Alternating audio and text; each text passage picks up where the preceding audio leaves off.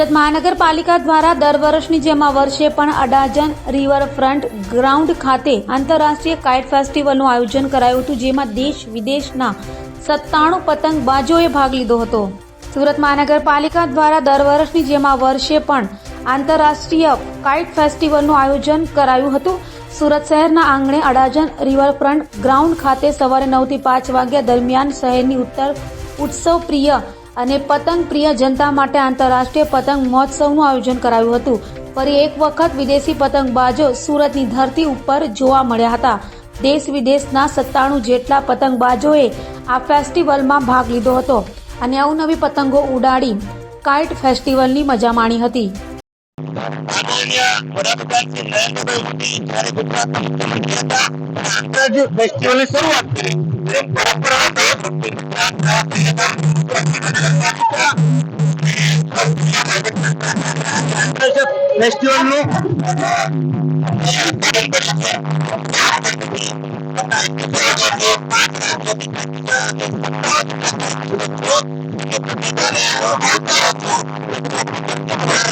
वंदन करूं छूं मूर्तिओना